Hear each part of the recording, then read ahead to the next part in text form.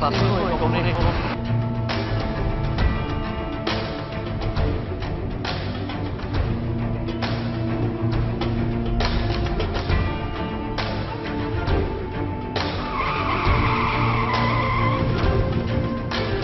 Yo no puedo aceptar una versión tan simplista del hecho.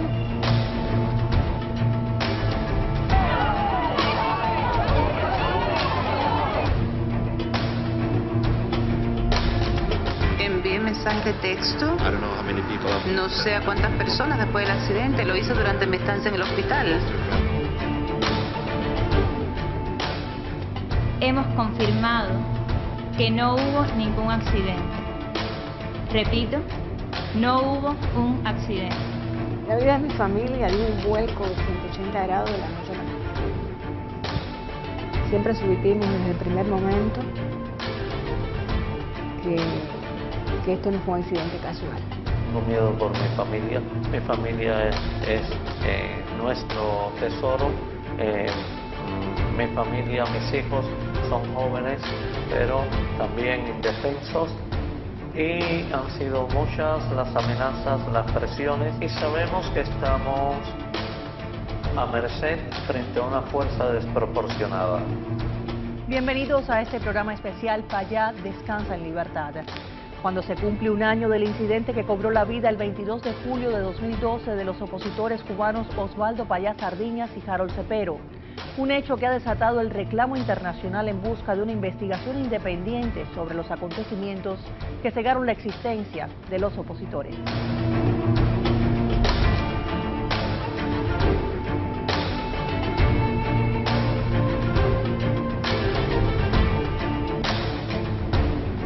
La labor pacífica del líder opositor Osvaldo Payá Sardiñas alcanzó reconocimiento internacional. Su lucha por la libertad de Cuba y su pasión por el proyecto Varela lo convirtieron en una amenaza para el gobierno de la isla. En una familia de tradición católica nació Payá Sardiñas en La Habana en 1952 y pese a la llegada de la llamada revolución y su imposición ateísta, mantuvo su fe religiosa. En 1988 fundó el Movimiento Cristiano Liberación en búsqueda de la reconciliación pacífica de todos los cubanos y en defensa de la democracia y los derechos ciudadanos. El cambio significa que el nuevo gobernante sea el pueblo soberano y no otro tirano. El 10 de mayo de 2002 encabezó el grupo de miembros del movimiento cristiano que entregó al Parlamento cubano un petitorio con más de 11.000 firmas a fin de reclamar un referendo sobre reformas bajo el amparo de la Carta Magna vigente. Fue muy importante, sobre todo, ver cómo la gente fue capaz de dar ese paso de liberación del miedo y cómo ellos, a pesar de todos los años que han pasado, no han logrado que esa gente que firmaron el proyecto Varela digan que fueron presionados, que es mentira. La gente, en su mayoría, cuando la seguridad del Estado fue a visitarlos a casi todos, ratificaron su participación en el proyecto Varela. Está ahí y el gobierno lo sabe. Es una salida muy importante para los cambios en Cuba. Sigue siendo el proyecto Varela eso. En octubre de 2002, el Parlamento Europeo le otorgó el premio Andrei Sájarov a la libertad de conciencia y logró viajar a Estrasburgo, en Francia, a recibir la distinción. Ustedes han concedido el premio Andrei Sájarov al pueblo de Cuba.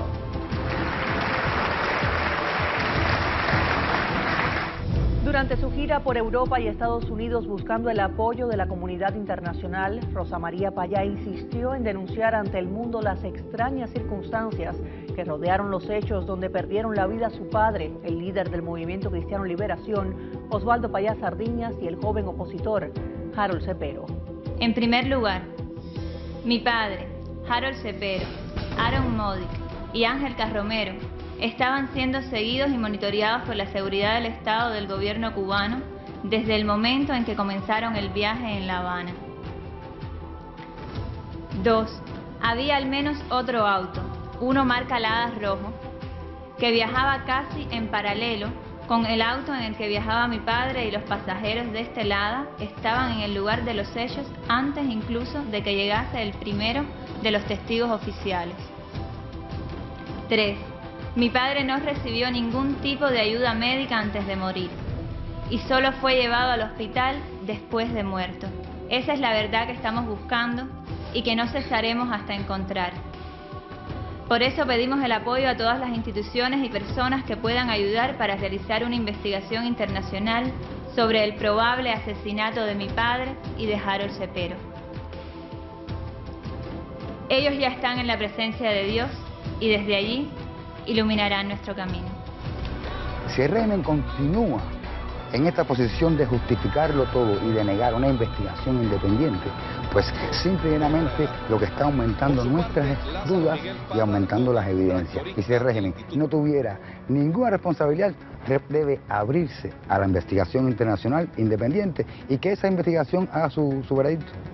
Camilo Loret de Mola, quien ejerció como abogado en Cuba, asegura que las autoridades de La Habana están manipulando el procedimiento legal a su antojo y conveniencia.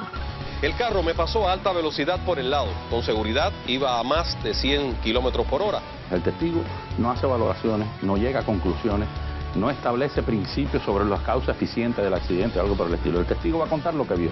Un testigo como estos que están presentando, que dice, no, esta persona iba a más de 100 kilómetros por hora. Eso no lo puede determinar un testigo y mucho menos uno que va en bicicleta y que no tiene ninguna experiencia como perito. Mira, cuando se vive en un régimen totalitario y cuando se declara delante de la policía, siempre la declaración tiene presión.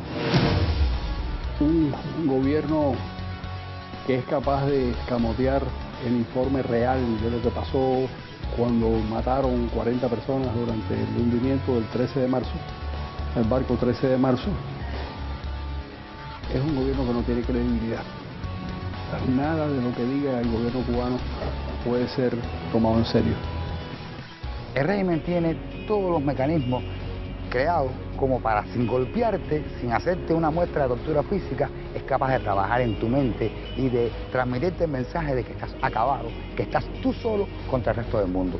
El gobierno cubano busca los resquicios psicológicos de la familia, busca los resquicios psicológicos que tienen las personas y sabe poner el dedo encima de la llaga, donde le duele a cada cual, para poderse salir con las suyas. El político español, instruido por el delito de homicidio en accidente de circulación, se vio de repente recluido en el centro de detenciones de Cien y Aldabó, centro comparado únicamente con sus homólogos de la Stasi y la KGB. Cien y Aldabó es el órgano de instrucción provincial de Ciudad de La Mano. Es un lugar reconocido por la presión que ejercen sobre los detenidos, por el abuso que ejercen sobre los detenidos, y cómo las personas, inclusive cuando están en Cien y Aldabó, llegan a reconocer responsabilidades que ni tienen y en las que no han participado. Eso era un pan nuestro de cada día. Yo conozco personas que han reconocido delitos que nunca han cometido con la única esperanza de que los saquen de Cien y Aldabó. La retención de Carromero y el montaje del video mostrado a la prensa internacional es similar a casos que guarda el modo de operar del régimen castrista. La imagen del video del español es muy similar a esta, filmada en el año 1989, el caso Ochoa. En este video se ve al general Arnaldo Ochoa confesando públicamente y bajo presión su implicación en el tráfico de drogas. Poco más de 20 años después, las imágenes son tan similares que pareciese que las tácticas del régimen se han congelado en el tiempo. La técnica de la confesión grabada fue una tradición estalinista. Creo que traicioné la patria. Y se lo digo con toda honradez, la traición se paga con la vida. Sabemos que los procesos de autoincriminación son típicos de los sistemas comunistas, desde la época del cardenal Misenki en Polonia hasta casos recientes en Cuba, como el de Arnaldo Ochoa. Está demostrado de que el régimen utiliza la coerción para obligar a los acusados a declarar lo que el régimen quiere. A lo largo de más de medio siglo de castrismo en Cuba, salen a la luz desgarradores testimonios de hechos que lamentablemente hoy forman parte de la historia de Cuba y que a su vez ponen en descubierto realidades que los Castro han querido ocultar. Y este guardia me tiraron de la cama, me entraron a patadas en el piso, me arrastraron por un piso áspero así, corrugado, me pelaron toda la espalda, me rompieron toda la ropa civil que tenía y me pusieron la ropa de preso a la fuerza, la cual después me quité y... Hicimos interrogatorios en pequeños locales con una temperatura fría, y cuando te protegías, o sea, te podías lograr un puro enguatado, pues me pasó personalmente a mí. Cuando llega al lugar era una temperatura de calor. Estos métodos psicológicos los desesperan de una manera que el hombre no sabe dónde está ni a dónde va, ni qué quiere decir o no quiere decir. Quienes no ceden a las presiones de las autoridades castristas en las cárceles cubanas se exponen a agresiones sin límites. Conocí personas que ni ellos sabían su nombre,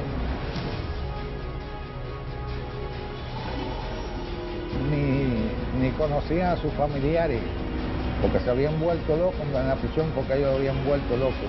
El caso del político Aaron Murik, que sobrevivió también al accidente en el que murieron los opositores pacíficos cubanos Osvaldo Payá Sardiñas y Harold Cepero, fue manejado diferente. El joven sueco estuvo detenido solo 8 días en La Habana. El suelo europeo está bajo mis pies, es tan agradable, escribió Aaron Murik. Un regreso que muchos calificaron como su retorno a la libertad, tras haber sido acusado por el gobierno de La Habana de involucrarse en actividades netamente políticas contra el orden constitucional cubano. Murik logró salir de la isla, pero no sin antes recibir un poco de la realidad castrista. Intensos interrogatorios y cero derecho a abogados, todo seguido por varias conferencias de prensa organizadas por el propio gobierno cubano. Entre ellas esta, a la que acudieron únicamente periodistas oficialistas de la isla, que asediaron al joven con preguntas en lo que aparentaba ser un juicio donde el acusado respondía a interrogantes de muchos fiscales.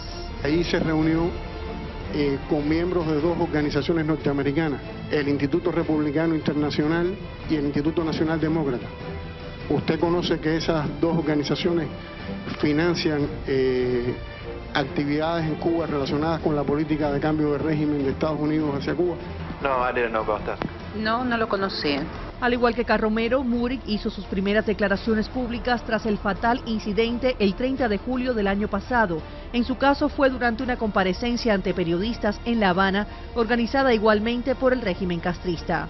Su testimonio de mea culpa fue muy parecido al de Carromero. Tengo entendido que estas actividades no son legales en Cuba y desearía disculparme por haber venido a este país para realizar actividades ilícitas. El sueco hizo mea culpa, pidió disculpas por su mala actitud y entonces desvían la atención del accidente, que tiene otras causas y condiciones que no son precisamente las que están narrando, de la imprudencia del chofer, hacia estos delitos de la seguridad del Estado. Y hasta allá nos hemos ido mucho más allá de lo que pudiera ser el accidente como tal. En una entrevista frente a frente con Televisión Martí, Rosa María Payá dio detalles de los mensajes de texto que durante su viaje a Europa salieron a la luz pública. Una prueba más en la búsqueda de la verdad que, insiste, le pertenece saber. Esos mensajes los enviaron ellos, no solo fueron mensajes, también fueron conversaciones por teléfono a sus amigos en Suecia y en Estocolmo, personas del Partido Popular Español, personas de la Democracia Cristiana Sueca. Los nombres, bueno, han sido dichos, están publicados: Cayetana Muriel, Annika Rigo, María Fuster, del Partido Popular Europeo, y también amigos que recibieron estos mensajes. Por supuesto, lo primero que hacen es comunicarse con Regis y con mi familia en Madrid para saber qué había pasado y para comenzar a actuar en función, ¿no? Estos mensajes no los teníamos antes, no nos los habían dado antes, aunque sabíamos que existían. En cuanto nos los dieron, los publicamos. Al cumplirse un año de la muerte en extrañas circunstancias de Osvaldo Payá Sardiñas y Harold Cepero, rememoramos el legado perecedero de los líderes opositores, quienes decidieron vivir y morir para conquistar una Cuba libre. Hacemos una breve pausa y regresamos en breve.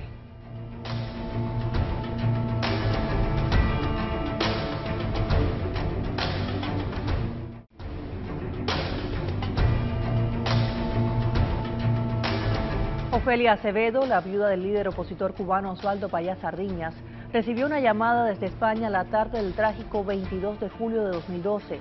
Llegaba de la voz del portavoz del Movimiento Cristiano Liberación, Regis Iglesias. Regis me llama y me dice lo que pasó. O sea, Regis no sabía que estaba Osvaldo y Harold en el carro. Regis me dice, aquí dicen que iban 4. ¿Quiénes son los otros 2? Yo cojo y me quedo, imagínate, yo sabía que eran Harold y Osvaldo. Y Osvaldo le dijo, Regis, déjame averiguar. Espérate, déjame ver si yo averiguo. Después él me llama y me dice, oye, ¿qué hay? ¿Quiénes son los otros 2? Entonces yo le digo Osvaldo y Harold y él se queda allá del lado allá.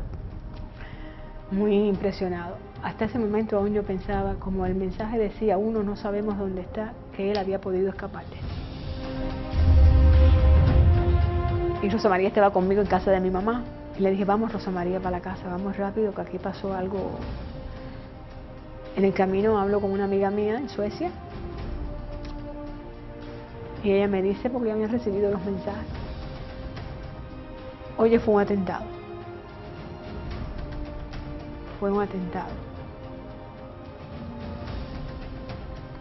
Ya cuando llegamos a la casa,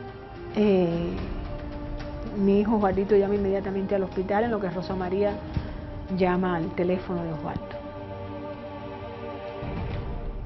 Y el teléfono de Osvaldo lo coge un policía, después un médico legal.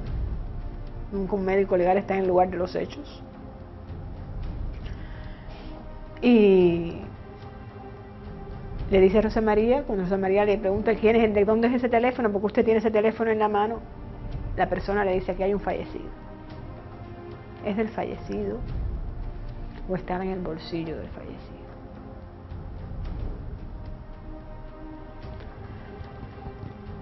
Y ahí nos dimos cuenta que Osvaldo había sido al menos la primera víctima. La violencia del régimen de La Habana contra disidentes o simples inconformes es tristemente histórica. Dentro de ese escenario han desaparecido físicamente varios opositores en circunstancias aún por esclarecer, tal y como reseña Vanessa Ruiz. Tienes que caminar, no tienes que coger bicicleta. Habana, 2009. Laura Pollán, líder del grupo disidente pacifista Las Damas de Blanco, viaja en un auto que es embestido por otro en una carretera.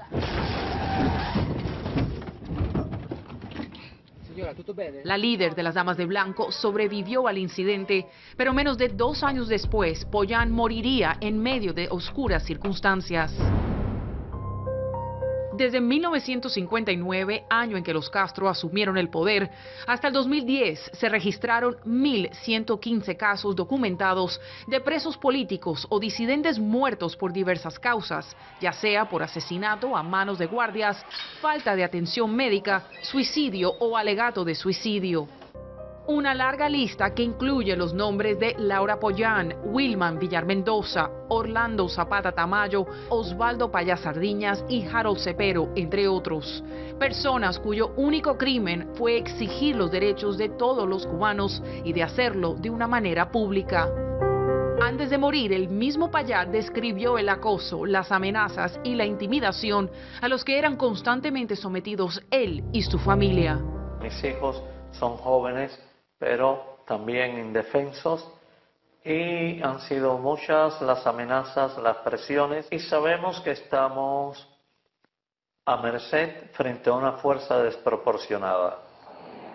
Semanas antes de fallecer en un incidente automovilístico aún sin esclarecer, Payá y su esposa fueron chocados por otro carro, también cuando conducían por una calle. En ese momento los dos salieron ilesos, pero Osvaldo sospechaba que había sido un atentado contra su vida. Mi hermano era constantemente amenazado. Eso era una cosa habitual. Había días que él se sentía más presionado por las amenazas que le hacían, amenazas no las habituales, sino más cercanas, en el sentido de que con una advertencia más directa, aunque no directamente a él, pero sí se la hacían saber. Otros, como Wilman Villar Mendoza, también tuvieron finales trágicos, dejando más preguntas que respuestas alrededor de sus muertes. El joven de 31 años falleció en enero del 2012, después de una huelga de hambre de 86 días. Su familia ha acusado al gobierno castrista de dejarlo morir. Ellos podían haber evitado la muerte de mi esposo, pero sin embargo, ellos no querían darle su brazo a torcer. Sin embargo, ellos no querían, ellos no quisieron darle atención médica cuando fue necesario, porque cuando incluso yo fui con mis niñas a pedir que le dieran atención médica, ellos no aceptaron sacarlo para dar atención médica. El jefe de la prisión allí en Aguadero me dijo de que si se moría era uno más. Uno más, como Orlando Zapata Tamayo, fallecido el 23 de febrero del 2010 tras una prolongada huelga de hambre. Otro que se atrevió a criticar al gobierno castrista y luchar por la libertad de Cuba.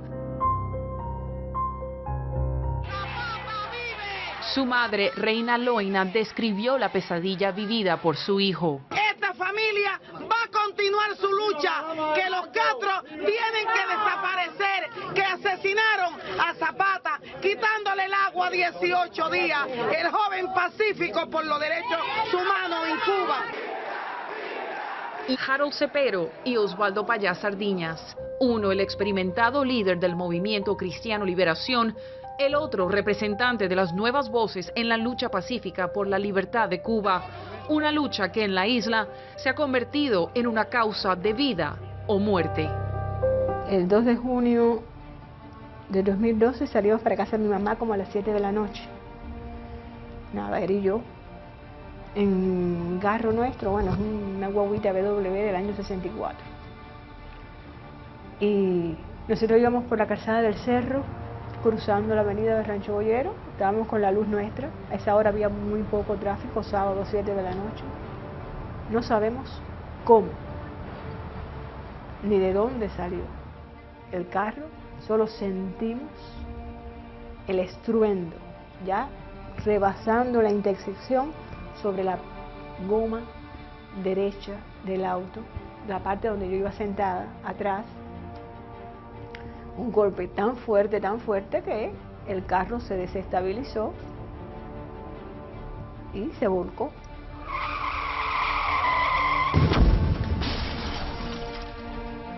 La gente se nos acercó y nos dijo, oye, para allá, esto no es ningún accidente. Incluso compañeros de trabajo se lo dijeron. Ponte a pensar que esto no es ningún accidente. Él me dijo, esto es un aviso. Pero bueno, vivimos y morimos en las manos de Dios, como decía él. Vamos a ver. Y mira, 11 días después lo que pasó.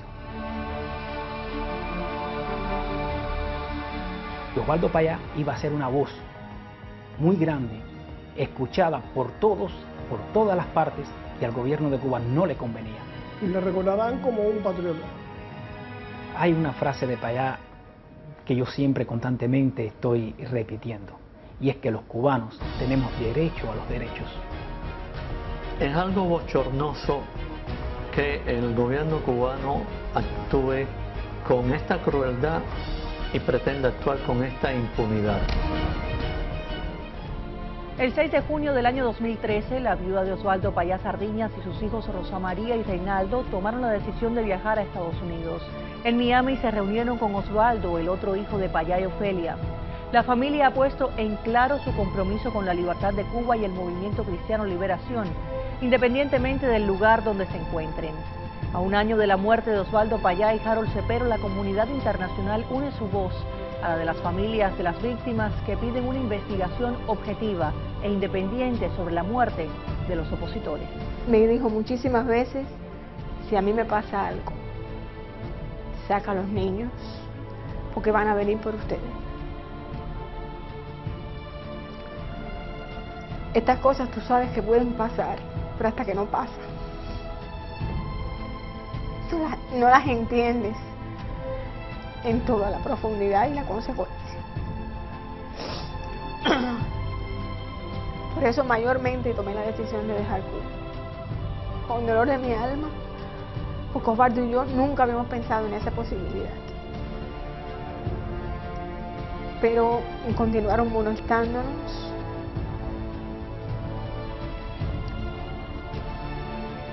Y yo entendí que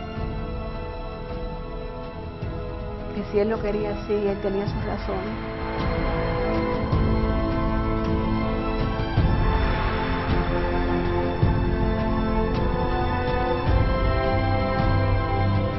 Donde quiera que esté, nos está animando a seguir.